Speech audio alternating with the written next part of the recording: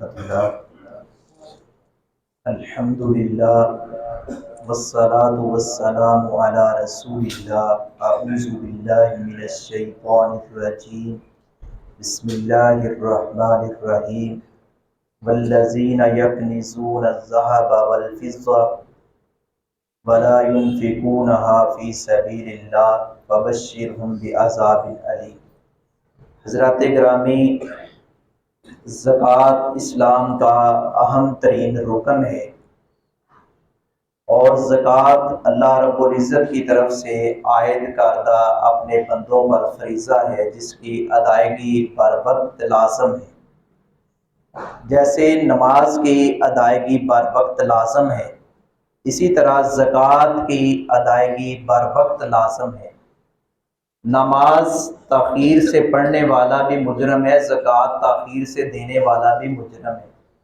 ابھی وہ لوگ جو نماز پڑھتے نہیں، زکوٰۃ دیتے نہیں، ان کا تو انجام بڑا خطرناک ہے۔ یہاں حالت یہ ہے کہ زکوٰۃ اس میں تاخیر کرنے والے اور نماز میں تاخیر کرنے والے، دیر کرنے والے، قضا کرنے والے، ان کے بارے میں بھی بڑی سخت وعیدیں بیان کی گئی ہیں۔ زکوٰۃ کوئی اس کو ٹیکس سمجھ کر ادا نہیں کرنا چاہیے، ذوق اور شوق کے ساتھ فرض سمجھتے ہوئے کہ کب میرے کندھوں سے یہ بوجھ ہلکا ہو جائے، یہ فلاں تاریخ آ رہی ہے زکوٰۃ کی، فلاں دن آ رہے ہیں۔ یہ ضروری نہیں ہے کہ رمضان میں دی جائے، جب سال بنتا ہے، جس مہینے میں بھی بنتا ہے، جون سی تاریخ کو بنتا ہے، تو یہ زکوٰۃ ادا کرنی چاہیے۔ رمضان میں لوگ اکثر اس لیے ادا کرتے ہیں کہ چلیں ثواب اجر جو ہے اس کی امید زیادہ کی ہوتی ہے اور یقیناً ملتا ہے۔ اور زکوٰۃ سے مال پاک ہوتا ہے۔ زکوٰۃ کی لغوی تعریف میں بھی یہی ہے کہ اس کا تزکیہ ہوتا ہے، مال پاک ہوتا ہے۔ اور اصطلاحی تعریف یوں ہے کہ وہ مال، وہ نقدی ہو، وہ سونا ہو، وہ چاندی ہو، وہ جانوروں کی شکل میں ہو، ہر ایک کا نصاب مقرر کیا گیا، اس پڑھے کو سال ہو چکا ہو اور وہ نصاب کو پہنچتا ہو، تو اس پر ہر عاقل بالغ پر فرض ہے کہ وہ اس کی ادائیگی کرے۔ ٹیکس بڑھتا رہتا ہے، آج 10% ہے، کل 12% ہو گیا، 20% ہو گیا۔ ٹیکسوں کی بھرمار ہے، ٹیکس لگانے والے ظالم ہیں، ٹیکس لگانے والوں کی اللہ رب العزت دعا کو قبول نہیں کرتا۔ یہ زکوٰۃ شروع سے 2.5% تھی، آج بھی 2.5% ہے، کل قیامت کی دیواروں تک 2.5% رہے گی۔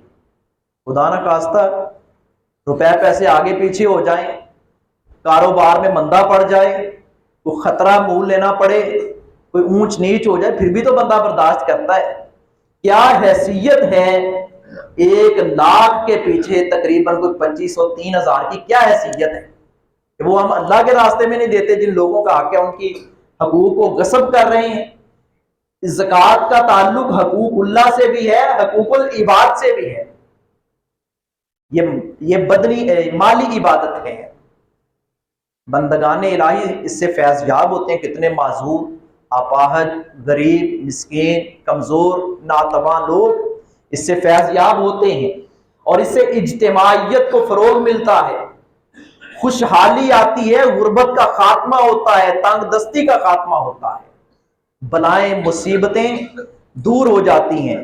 جہاں اخروی کامیابی ملے گی اللہ رب العزت کی، ہاں دنیا کے اندر بھی بڑے فوائد ہیں کہ اللہ رب العزت اس مال کو پاک ہو جاتا ہے اور بڑھاتا رہتا ہے۔ یمحق اللہ الربا ویربی الصدقات، اللہ رب العزت سود کو مٹاتا ہے اور صدقات کو نشو و نما دیتا ہے، اس کو بڑھاتا ہے۔ سود آج اوپر سے لے کر نیچے تک، اوپر والے بھی مجرم اور انفرادی طور پر، اور گھروں میں ایک دوسرے سے لین دین رکھا ہے، تو میں اتنے دوں گا، بدلے میں 10 روپے زائد لوں گا، اتنی رقم لوں گا۔ وہ ایک آنا کیوں نہ ہو، وہ ایک پیسہ کیوں نہ ہو، وہ ایک ٹکا کیوں نہ ہو۔ جیسے چوری چوری ہوتی نا، پاویں ککھ دی ہوئے پاویں لکھ دی ہوئے، اسی طرح سود ہے، اس کا ایک ذرہ کیوں نہ ہو۔ ایسے ہی نہیں پیارے نبی صلی اللہ علیہ وسلم نے فرما دیا تھا کہ جس نے حرام کا ایک لقمہ کھایا 40 دن تک اس کی عبادت قبول نہیں ہوگی۔ اور سود اللہ رب العزت کے خلاف اعلان جنگ ہے۔ مسلمان آئے روز اس میں پھنستے چلے جا رہے ہیں اور اس کو الٹا تجارت کا نام دے رہے ہیں۔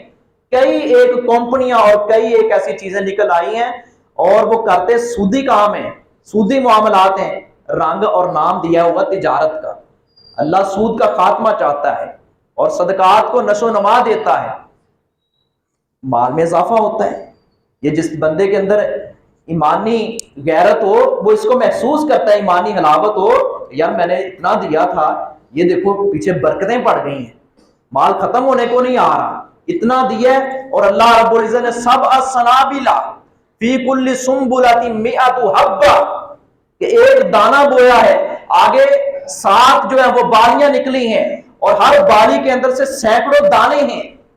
یضاعف لمن یشاء، اللہ بڑھا کر دیتا ہے، اللہ دگنا تگنا دیتا ہے۔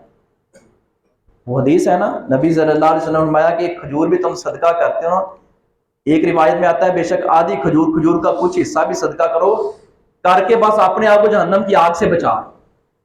اور اللہ رب العزت اس صدقے کو اپنے ہاتھ میں لے لیتا ہے۔ پیارے نبی صلی اللہ علیہ وسلم نے فرمایا اس کو ایسے پالتا ہے، اس کو بڑا کرتا ہے جیسے تم جانور کو، بچڑے کو پالتے ہیں۔ بڑی خوبصورت بات ابن قیم رحمہ اللہ نے ارشاد فرمائی ہے، وہ فرماتے ہیں اگر دینے والے کو یہ اس کا یقین بن جائے، اس بات پہ پختہ یقین ہو جائے کہ یہ فقیر کے پاس جو میں دے رہا ہوں، اس کے پاس جانے سے پہلے یہ اللہ کے ہاتھ میں جائے گا اور اللہ رب العزت اس کی نشو و نما کرے گا، تو لینے والے کے بجائے دینے والے کو زیادہ مزہ آئے گا، اگر یہ یقین ہو جائے۔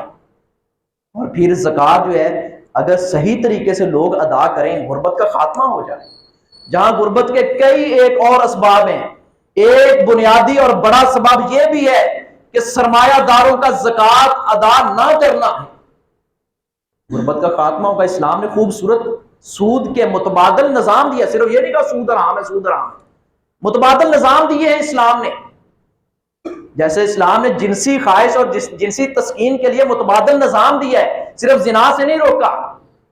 اسلام بڑا خوبصورت نظام پیش کرتا ہے، لائے دنیا میں کوئی مذہب اس طرح کا خوبصورت نظام اور طریقہ پیش نہیں کر سکتا۔ حضرات گرامی، یہ زکوٰۃ یہ اللہ رب العزت کی طرف سے فریضہ ہے۔ منافقین کہتے تھے نا مال میں مال کم ہو جائے گا، نہ خرچ کرنا، تمہارا رب نعوذ باللہ بھوکا ہو گیا، تم سے قرض مانگ رہا ہے، یہ اللہ کا مال ہے، ہم بھی اللہ کے ہیں، یہ مال بھی اللہ کا ہے، یہ مال ختم ہو جائے گا، ایک سانس کا، ایک سیکنڈ کا بھی نہیں پتا۔ آج جوڑ جوڑ کر رکھ رہے ہیں اپنی اولاد کے لیے، کل وہ اولاد جو ہے وہ بات ماننے کے لیے تیار نہیں ہوتی، بابے نے کاروبار کر دیو، ساری اپنے نام لگا دیو، کیا کریں گے ہم اتنا جوڑ کر؟ اس لیے ہمیں چاہیے اس فریضے میں کبھی کوتاہی نہ برتیں، زکوٰۃ کو زکوٰۃ سمجھتے ہوئے، فریضہ سمجھتے ہوئے اس کی ادائیگی بر وقت اور لازم ہے، اور یہ صدقہ ہے، زکوٰۃ کو بھی صدقہ کہا گیا ہے۔ خذ من اموالہم صدقہ، پیارے نبی آپ ان سے صدقہ وصول کریں تو تطہرہم وتزکیہم، یہ ان کے مال کی پاکیزگی کا، طہارت کا باعث بنے گا یہ صدقہ۔ آج لوگوں نے صدقے کی کئی ایک کیٹاگریاں بنا دی ہیں، زکوٰۃ سے ہٹ کرنا یہ صدقہ ہے، یہ خیرات ہے، یہ فلاں جگہ لگتا ہے، فلاں جگہ۔ زکوٰۃ کے 8 مسائل میں وہ اگلے درس میں بیان ہوں گے، لیکن صدقے کی 2 ہی قسمیں ہیں، ایک فرضی صدقہ ہے، ایک نفلی صدقہ ہے۔ فرضی صدقہ جسے زکوٰۃ کہا گیا ہے، مشہور ہے، خذ من اموالہم صدقۃ، ان سے آپ صدقہ وصول کریں، یعنی زکوٰۃ وصول کریں۔ یہ زکوٰۃ ان کے مال کی پاکیزہ، مال کو پاک کرتا ہے، پاکیزہ کرتا ہے۔ اور یوں بھی فرمایا کہ ان کے امیروں سے لیں اور ان کے غریبوں کو دیں۔ اس لیے ہمیں کوشش کرنی چاہیے کہ اس کے لیے اچھا نظام بنائیں، بہتر نظام بنائیں۔ اوپر والی سطح پر کوئی اچھا اور مؤثر نظام نہیں ہے، لیکن کم سے کم جہاں ہمارا بس چلتا ہے ہم اپنے گھروں سے اس کا آغاز کریں کہ زکوٰۃ ہم نے دینی ہے، اپنی منمانی سے نہیں، 4 قسطیں آج دے دیں، 4 2 مہینے بعد دے دیں، 2 پھر لیٹ کر کے دے دیں، اچھا اس کو دے دیا، اس کو دے دیا، ہاں فلاں بندہ جو ہے نا وہ میرے کام آ جاتا ہے، اس کو اپنے مقاصد کے لیے استعمال کر رہا ہے، وہ بیچارہ غریب ہے، مجبور ہے، لاچار ہے، کمزور ہے، زکوٰۃ دے کر اس پر احسان کر رہا ہے، میرے لیے دعا بھی کرنی، یہ کوئی احسان کیا ہے؟ اپنی جیب سے دیا، اصل مال سے دیا؟ نہیں، یہ تو کوئی میل کچیل ہے۔ اس لیے اچھا یاد رہے زکوٰۃ اس کے 8 مصارف، اس کے علاوہ آپ جتنا بھی کرتے ہیں وہ صدقہ ہے، وہ آپ 10 روپے خرچ کر لیں، وہ 100 روپے خرچ کر لیں، وہ 1 لاکھ خرچ کر لیں، وہ آپ پر منحصر ہے، جتنا گڑ پاؤ گے اتنا ہی میٹھا۔ لیکن زکوٰۃ تو فرض ہے، اس میں کوئی کوتاہی نہیں، کوئی معافی نہیں، لیکن یہ نفلی صدقہ بھی بندے کو کرتے رہنا چاہیے۔ آج صدقے کے مروجہ طریقے نکل آئے ہیں، سر تو وار کے دینا جی، کالا ککڑ ہی دینا، کالا بکرا ہی دینا، فلاں جگہ تے دینا، دکان سے بہ کے چھری پھیرنی، عجیب عجیب طریقے ہیں۔ عبادت تب قبول ہوگی جب ہمارے نبی، ہمارے مرشد محمد مصطفیٰ صلی اللہ علیہ وسلم کے طریقے کو اپنایا جائے گا۔ وما علیہ الا البلاغ۔